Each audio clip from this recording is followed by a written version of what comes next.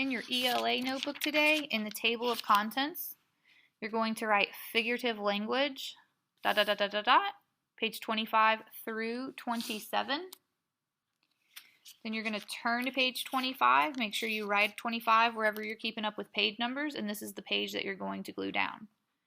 This should go on page 25. And glue this page down. So you can read all of this yourself, but this basically just goes over what figurative language is. Figurative language is words that have a meaning other than their literal meaning.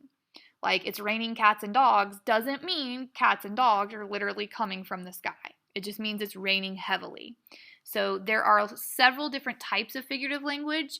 You should already be familiar with similes, metaphors, and idioms because we've been practicing those in word study.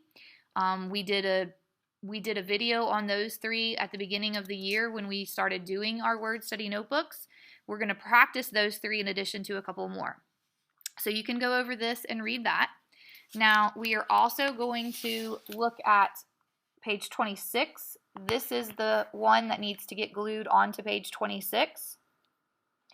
So, like I said, let me zoom in here some.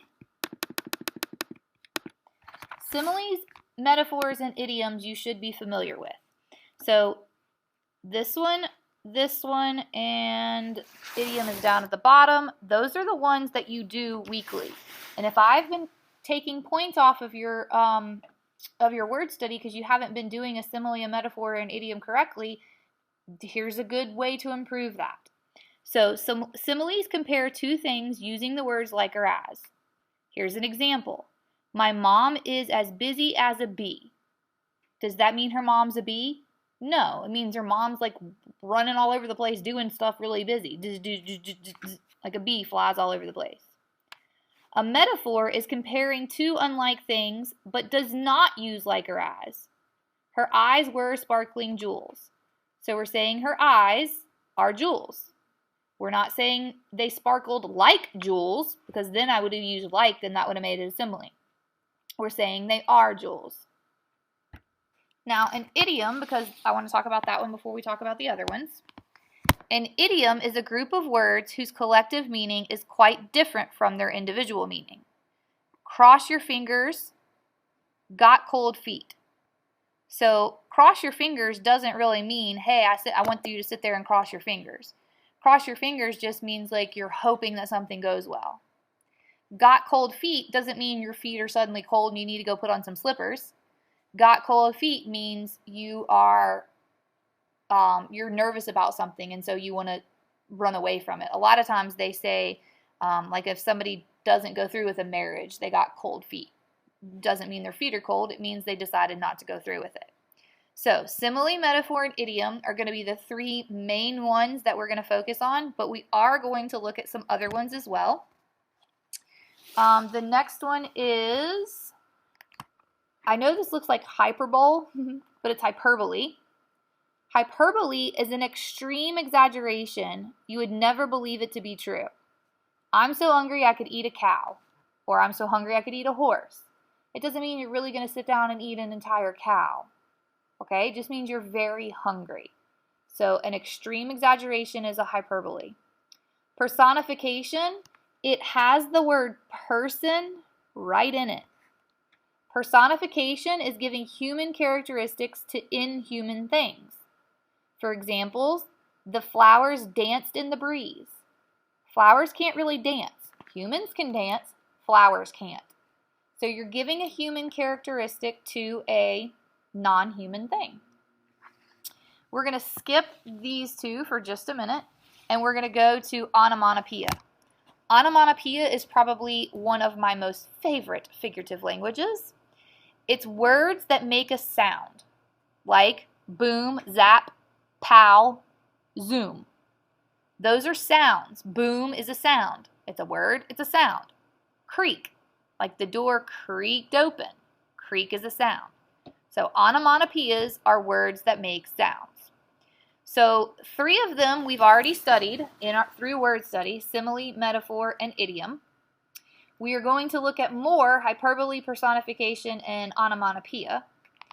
These other 2 alliterations, these other two figurative languages we won't focus on in this lesson, in the figurative language lesson that we're getting ready to do this week and part of next week, but they are on this paper. So an alliteration is when two or more words begin with the same initial sound. Peter Piper pizza, dancing dogs, or Peter Piper picked a peck of pickled peppers, a peck of pickled peppers Peter Piper picked. If Peter Piper picked a peck of pickled peppers, how many pickled peppers did Peter Piper pick? An alliteration, when they all start with the same sound. An allusion is a reference to a person, place, or event from literature, sports, history, movies, or the arts. He was her Prince Charming. Okay, Prince Charming is really who Cinderella married. So that is referencing a person from literature. It's referencing Prince Charming from the Cinderella story. Doesn't mean he is really Prince Charming from that story. He is just like Prince Charming because he married her or loved her or something like that. Again, we will not focus on these two, alliteration and allusion, as much this week and next week. We will focus on the other 6. So simile, metaphor, hyperbole, personification, onomatopoeia, and idiom should be your 6 focuses for this week. They are also the 6 that will go in your figurative language slideshow, which we will talk more about, I think, on Wednesday. The last page that you need to put in your ELA notebook is on page 27. I'm going to zoom back out. You need to glue this onto page 27. These give you a picture representation of the same types of figurative language. And when you do your slideshow project for this towards the middle of this week, you will also have to have a picture. So we had the simile, she's as busy as a bee. Well, here's a bee being busy. That's not literally what it means, but there's a picture of what that could mean. Here's a metaphor, he's a chicken. Does it really mean that he is a chicken, like bok, bok, bok? No, it means he's being a scaredy cat. There's a picture of what that metaphor would look like. I have butterflies in my stomach does not really mean that there are butterflies in your tummy. It just means you're nervous. Personification, the flowers begged for water. In our previous examples, the flowers danced, but here they are begging for water. Please, please give me water. Flowers can't really beg. They're not humans. Hyperbole, I'm so hungry I could eat a horse. So there's a person eating a horse, which wouldn't really happen. Alliteration, when they all start with the same sound. Sally sells she sells by the seashore. And onomatopoeia is a word that is a sound, like splat. So those are your notes to help you with your workbook pages. Also, for your word study this week, you need to glue down Unit 12. This is Unit 12. Full, us, and us. These are suffixes that you can add to the ends of words. Wasteful, poisonous, envious. So if you would like to do a simile or a metaphor or an idiom this week, you need to make sure you use a suffix on it in your word study notebook, and make sure you do a correct simile, metaphor, or idiom, because we're studying those and you should know what they are. So you're not gluing this down in your ELA notebook. This goes in your word study notebook, and you need 4 activities this week in your word study notebook with Unit 12.